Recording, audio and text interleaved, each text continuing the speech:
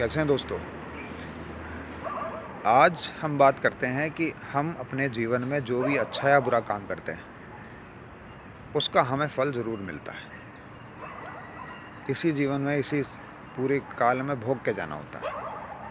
मैं अब आज एक कुछ छोटी सी स्टोरी सुनाता हूँ।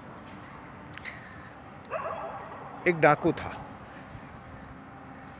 कुछ भी नाम रख लीजिए उसका, राजकुमार रख लीजिए, सुलेमान रख लीजिए, मलखान रख लीजिए, कुछ भी रख लीजिए। चलिए हम मलखान रखते हैं। वो लूट करा करता था। उसी के गांव से कोई सेठ, बहुत बड़ा सेठ, व्यापार के लिए घोड़े से अपने सवारी लेके और जा रहा था धन लेके व्यापार करने। अब वो जब गांव से बाहर निकला तो वो डाकू खड़े थे। उन्होंने उसे रोक लिया। सेठ ने कहा, भाई तुम मेरा धन ले लो और मुझे जाने दो। उसने कहा, सेठ अगर आज हमने तुझे जाने दिया तो तू हमें पकड़वा देगा। उन्होंने उसका धन छीन के,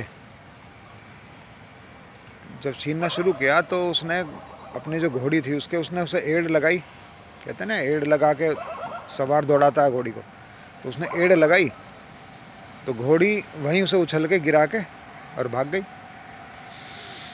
अब वो जब सेठ वहाँ गिर गया, उन्होंने उसका धन लिया और उसे मार दिया। अब उसके पास धन इतना था सेठ के, जो उन्होंने लूटा, कि उन सब ने मिलके, किसी ने ज़मीन खरीद ली, किसी ने दुकान कर ली, किसी ने कुछ, सब ने अपने कारोबार कर लिए। इतना पर्याप्त धन था वो। समय बीत गया, शादी हो गई मलखान की, बच्चा हो गया, बच्चा भी बड़ा हो गया। अब बात आई कि भाई बेटे की शादी करो। सब भूल चुके। बेटे की शादी हो गई। शादी के 1 साल बाद बेटे की अचानक तबीयत खराब रहने लगी। बहुत डॉक्टर दिखा लिए, बहुत इलाज करा लिया। जो धीरे धीरे धीरे धीरे जो इलाज का खर्चा था वो बहुत बढ़ने लगा। जो धन दौलत, जो जायदाद उसने खरीदी थी, वो सब धीरे धीरे सब बिक गई। बच्चा ठीक नहीं हुआ। उसने दोस्तों से अपने कर्जा लेके भी उसका इलाज कराया, लेकिन कोई उसको फ़ायदा नहीं होता और दिन ब दिन उसकी तबीयत खराब होती चली गई। अब एक दिन आया जब उस लड़के ने कहा कि भाई मलखान, अब तेरा मेरा हिसाब बराबर हो गया, मैं चल रहा हूँ।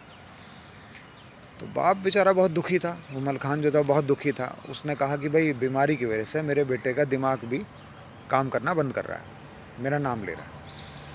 उसने कहा, कोई बात नहीं बेटे, मैं अपनी जान दे के भी तुझे ठीक कराऊंगा। तो जो लड़का है वो कहता है कि मलखान, तू भूल गया, तुझे याद है वो सेठ,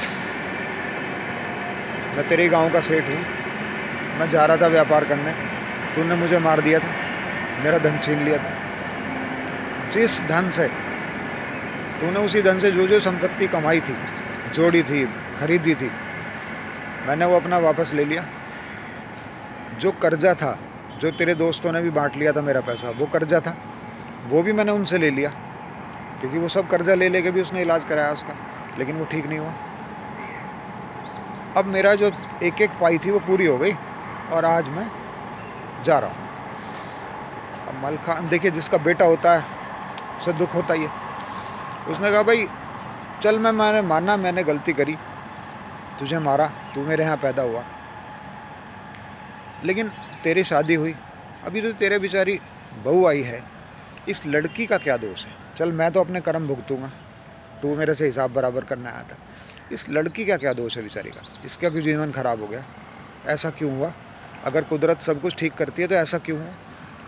उसने कहा, तू मुझे तो देख रहा है, लेकिन तूने वो घोड़ी नहीं देखी जो मुझे गिरा के भाग गई थी। ये जो मेरी घरवाली है, ये वही घोड़ी है जो मुझे गिरा के भाग गई थी। अब इसने जो करा था ये भुगतेगी पूरी ज़िंदगी। तो दोस्तों, मेरा कहने का ये मतलब है, हम जाने अनजाने जो भी काम करते हैं, इसी जीवन में उसका फल हमें मिलता है। आपने सुना होगा, बहुत कॉमन सी चीज़ है कि किसी के यहाँ बच्चा हुआ और वो 6 महीने का ही होकर ख़त्म हो जाता है, अस्पताल में रहता है 6 महीने, 2 लाख, 4 लाख, 5 लाख, 10 लाख रुपए अपने ऊपर खर्च कराता है और चला जाता है। तो हम ही लोग कहते हैं भाई को इस पिछले जन्म का कर्जा होगा, या इसका कुछ कर्जा होगा, ये लेना आया था। तो मेरा कहने का ये मतलब है, आप जो भी करें बहुत ध्यान से करें। कभी आपकी वजह से किसी को दुख नहीं होना चाहिए, किसी की आत्मा ना दुखे, ऐसा काम करो मेरे दोस्त। ज़िंदगी बहुत खूबसूरत है, खूबसूरती से जिएं, ईमानदारी से जिएं, मेहनत करें, स्वस्थ रहें, मस्त रहें। Thank you.